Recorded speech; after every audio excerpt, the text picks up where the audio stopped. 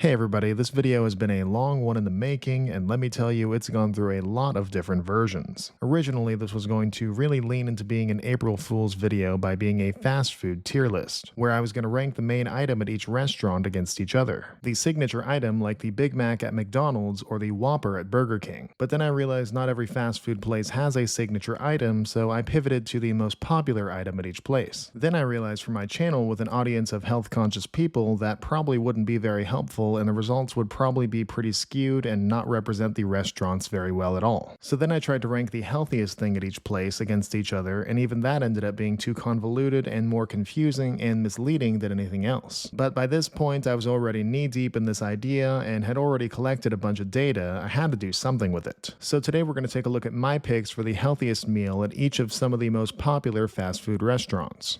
Now this is going to require a lot of explaining and criteria, and I want to do all of that up front. I'm going to give my pick for the single healthiest meal at each location, specifically a meal, something you can eat that has an actual nutrient content and that will fill you up and satisfy you until your next meal. I'm only going to be showing off one meal at each location, but if it was a close decision or I think there's other good alternatives, I'll list up to 3 of those as well. I'm going to be showing off the meals and their nutrient profiles as you can find them or order them easily with minimal modifications unless they're standard, well-known modifications. And sides will only be included if they are mandatory or actually improve the nutrient content in a relevant way. All the nutrient data is pulled from each restaurant's websites. I thought it would be smart to ensure they are permanent menu items, no limited time or seasonal options. You should be able to go to most any location at any time and find these there. And one last thing, we're only talking non-breakfast foods. I think it would be better to potentially address those in their own video, so let me know if that's something you'd be interested in.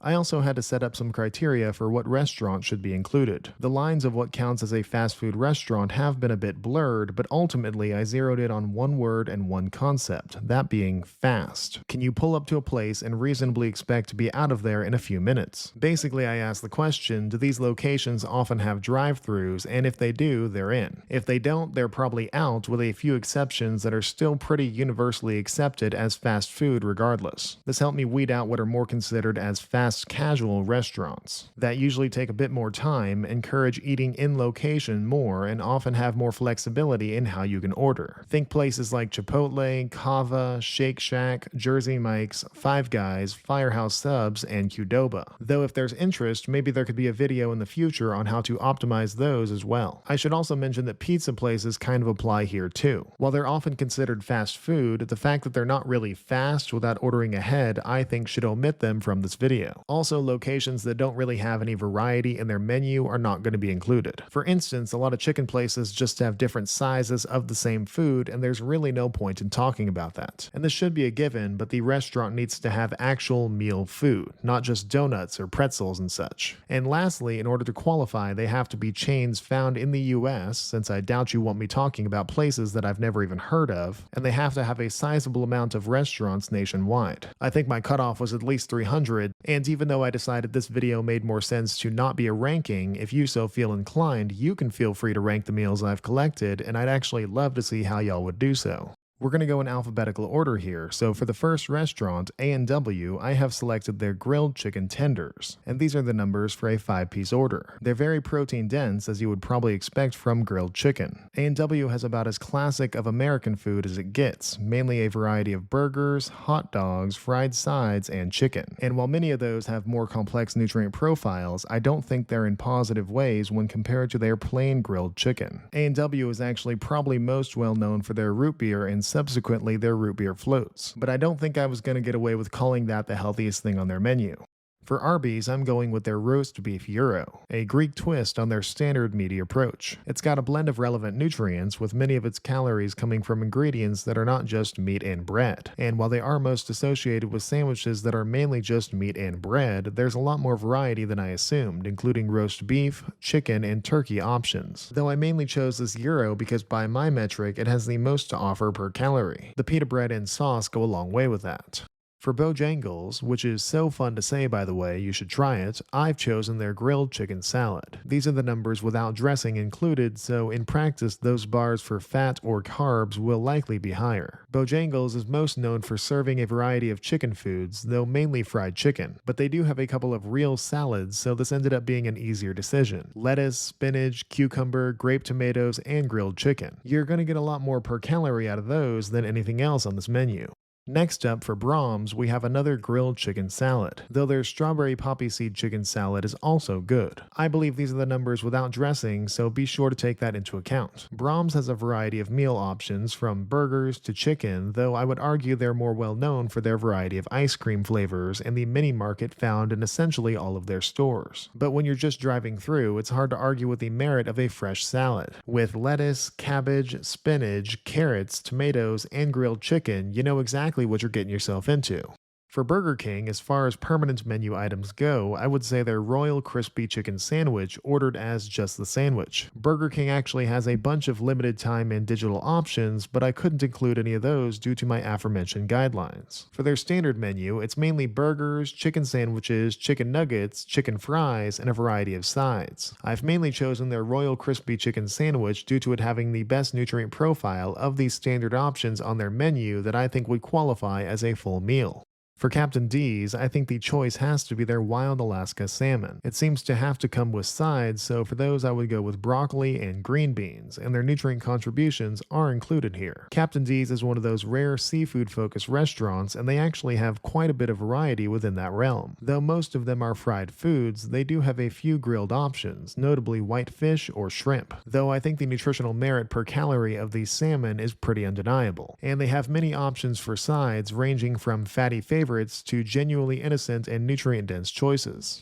For Carl's Jr., I have selected their charbroiled barbecue chicken sandwich, exclusively the sandwich. The western half of this iconic American duo of restaurants generally is thought of to have a near-identical menu as its eastern counterpart, though I found some differences, so I'm going to show them separately. Anyway, this one's pretty straightforward to me. This grilled chicken sandwich has the most to offer nutritionally per calorie among the standard Carl's Jr. menu, which mainly consists of burgers, chicken, and fish sandwiches.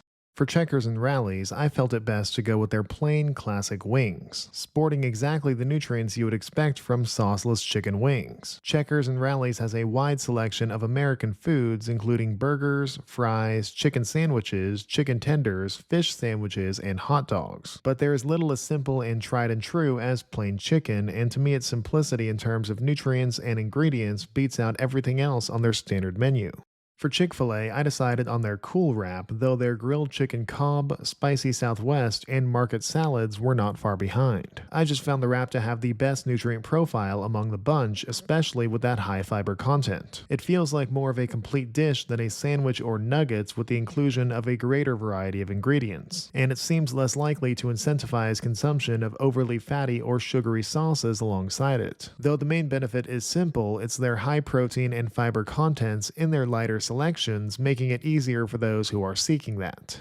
For Culver's, I've selected their Garden Fresco salad, though their chicken cashew salad is not far behind. These are the nutrient numbers for the salad without dressing. While Culver's seems to be most well known for their frozen custard, they have an expansive menu including burgers, chicken, seafood, and more unique sandwiches. But they also have salads, and realistically, one of those was always going to be my choice. Greens, cucumbers, tomatoes, and grilled chicken is a combination that leads to a higher protein and fiber content without any of the potential pitfalls of their other menu items. For Dairy Queen, I have to go with their grilled chicken salad, a very low-calorie and protein-forward meal before you add dressing. Dairy Queen generally stays in the popular fast food territory with burgers, chicken sandwiches, and chicken strip baskets, though as the name would suggest, they're probably most well known for their frozen dairy products. But again, the inclusion of salads on the menu almost always makes the choice easier. I chose the grilled chicken over the crispy chicken one for better macros, and the other ingredients of tomato, cheese, and bacon bits add variety to your typical salad. For Del Taco, I selected their grilled chicken street taco, though their other street tacos like the carne asada are solid too. To me, it seems like they have consistent quality throughout their menu of tacos, burritos, quesadillas, and burgers. I mainly chose these street tacos because of their macronutrient profiles, as you get plenty of bang for your calorie when it's the chicken alongside the onion and sauce. Though they seem very proud of their guacamole, and I'm never one to shun the benefits of avocado, so I'm sure that would be a fine addition for some more calories and substance. For El Pollo Loco, I have selected their double chicken bowl, in stark contrast to the low-calorie options of similar styled restaurants. They also seem to have fairly consistent quality, and some alternatives to call out are their original pollo bowl, their grande avocado chicken bowl, and their double chicken tostada. To me, these are more obvious picks because they're focused more on what's in them rather than what they're in. For the highlighted bowl, it has a double chicken serving, rice, beans, avocado, cabbage, and salsa. Pretty much everything you would expect in a burrito-style bowl, resulting in a well-rounded meal.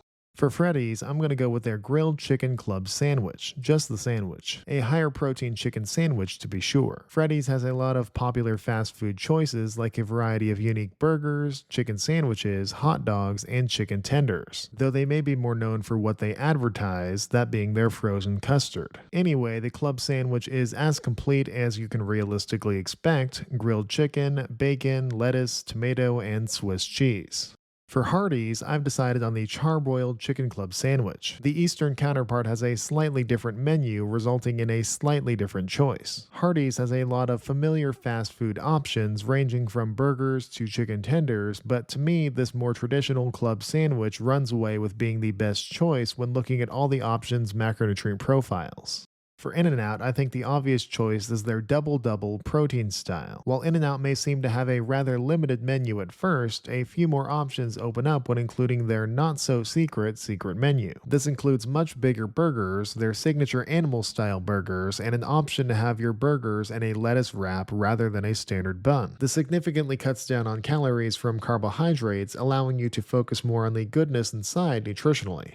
For Jack in the Box, I've settled on their garden salad with grilled chicken, though their Southwest salad with grilled chicken is a close second. Do note that these numbers are for the salad without dressing included. Jack in the Box has a pretty good variety of food, from burgers to chicken to fish to tacos and even protein bowls, but unfortunately, as far as I can tell, they don't seem to be permanent menu items. So that leaves us with the salads, and the garden salad comes with the meat of choice: grape tomatoes, carrots, and cheddar cheese.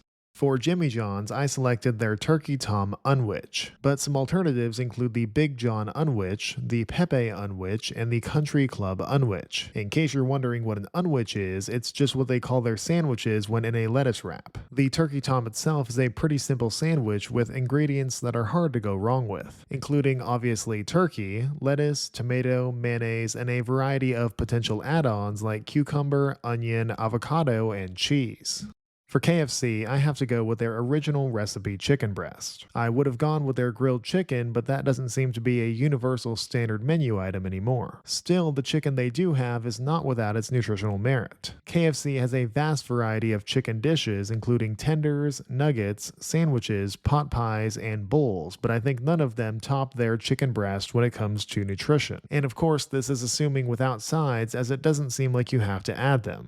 For Long John Silver's, I have selected their grilled salmon meal with green beans, and I believe the meal also comes with hush puppies. Long John Silver's, another one of those elusive seafood fast food restaurants, has a bit of variety on their menu, from white fish to chicken to shrimp, fried or grilled. Though to me, nothing was going to beat the nutritional density of salmon. And while you can't just order the salmon on its own, as far as I can tell, green beans are a low-calorie addition with some extra fiber and vitamins. For McDonald's, I have chosen their McCrispy strips. These are the numbers for 3 pieces, not including any sauces. McDonald's has a fairly varied menu, including burgers, chicken sandwiches, fish sandwiches, chicken nuggets, and usually some kind of rotational item like their snack wraps. And they actually used to serve salads for over 30 years until they were removed more recently in 2020. I likely would have chosen that, but instead we've got these relatively recent permanent additions, for the main reason being that, to me, they have the best nutrient profile of the standard menu.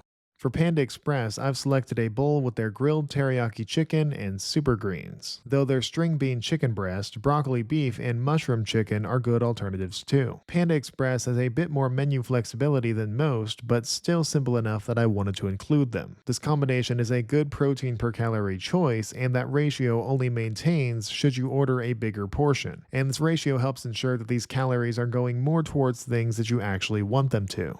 For Panera Bread, I decided on their Green Goddess Chicken Cobb Salad, and from what I can tell, the calories and macros do include the dressing, though many of their salads or sandwiches exist on a similar plane of quality. According to a lot of people, Panera Bread is up for debate on if it should actually be considered fast food or not, but they do often enough have drive-thrus, so I think we can include them. As for the salad in particular, it's got a lot of good ingredients: chicken, eggs, greens, tomatoes, onions, and avocado. I specifically wanted to point out the inclusion of a lot of healthy fat foods.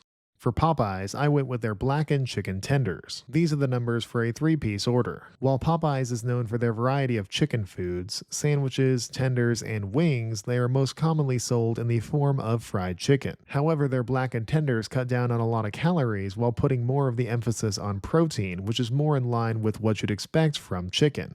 For Quiznos, I chose their Ultimate Turkey Club. These are the numbers for the regular size. Quiznos has a wide variety of pre-designed subs as well as salads, though I think the nutrients and ingredients make this my choice for the best meal. The turkey goes a long way in providing protein per calorie, and it maintains the best of the other nutrients by including certain other ingredients over other potential inclusions. And while from what I've found, Quiznos locations don't usually include drive-thrus as of right now, they do seem to be working to change that, so I think their inclusion in this video is just fine. For Schlotzsky's, I have chosen their chicken Greek salad, though their chicken avocado Cobb salad and chicken Caesar salad are worthy alternatives. This is the calories and numbers not including dressing. Schlotzsky's has made a name for itself by having a variety of fresh options including salads, sandwiches, pizzas, and soups, but I think their Greek salad's nutrients makes it the best choice. The assumed lettuce and chicken is joined with olives, banana peppers, tomatoes, and onions, a nice variety to be sure.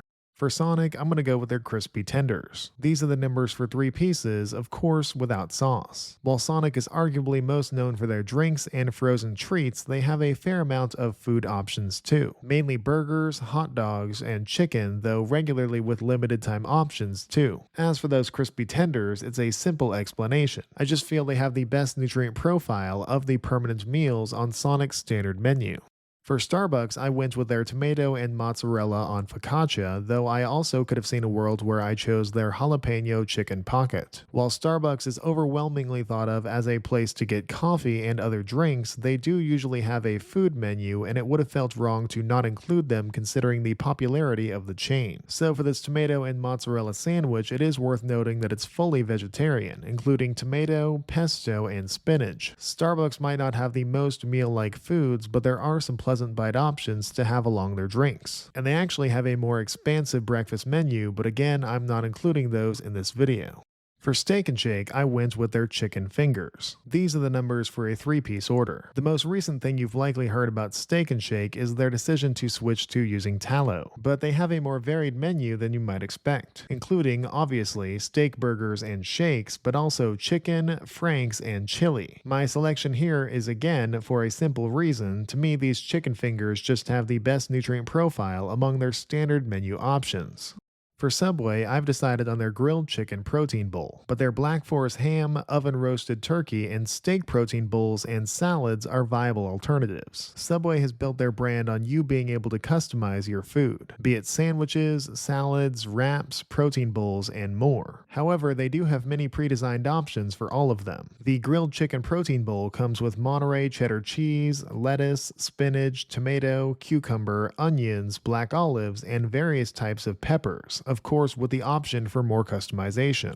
For Taco Bell, I've selected their Cantina chicken bowl. These numbers include the avocado verde salsa sauce that comes with it. Taco Bell carries pretty much everything under the sun that's tangentially related to tacos: burritos, quesadillas, nachos, etc. Though I think the obvious choice was taking the classic ingredients out of the tortilla and putting them in a bowl. Ingredients like chicken, rice, beans, lettuce, cabbage, pico de gallo, and guacamole, all of which we know can have much to offer nutritionally. The noticeably high fiber content of this bowl is a standout perk.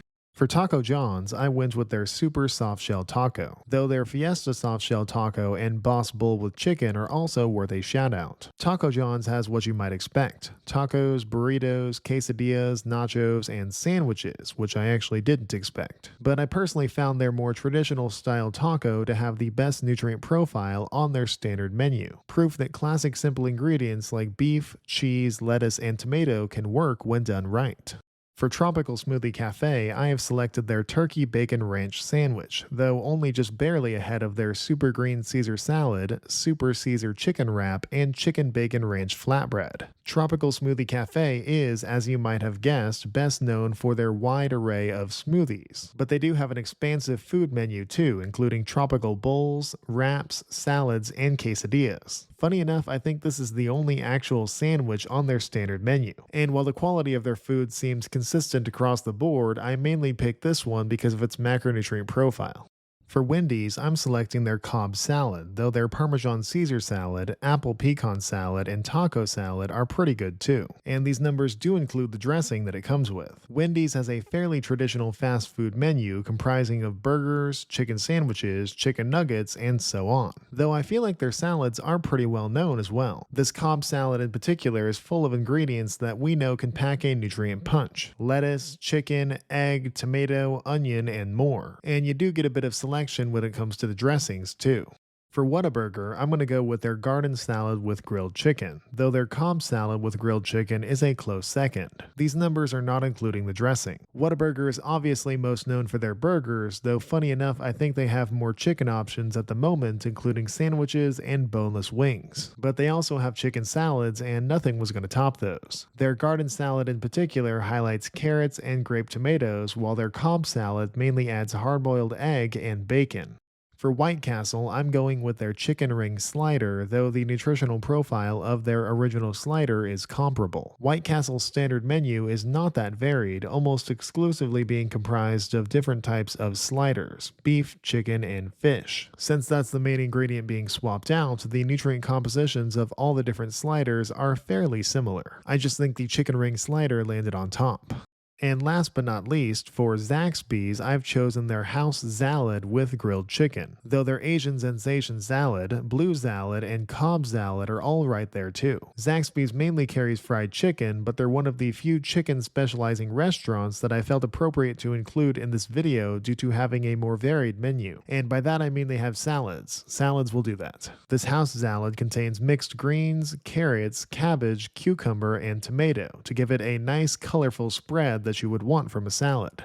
And there you go, my picks for the healthiest meal at a bunch of popular fast food restaurants. Originally, this video was supposed to be more of a joke, but I decided I wanted to have a little more substance or usefulness when I realized that quite a few fast food places make more of an effort to have a healthy something than we realize. Ultimately, this is just a fun concept that I've wanted to do for a while, and if nothing else, it'll spark some conversation. Like if you disagree with any of my picks, and as I said at the beginning, if you dare try to wrap your head around how you would rank them. I always try to advocate for cooking at home as much as possible, but when you're on the road and you need some food fast, now you know what to look for. Now, if you enjoyed this video, or at the very least learned something, I encourage you to subscribe, as I may end up doing more in this style. I also encourage you to share it with someone who you think might find it useful or interesting. Let me know down in the comments if you think I should do the same video style, but with fast food breakfast. And remember that all I ask is that you do your own research and advocate for your body. You only get the one.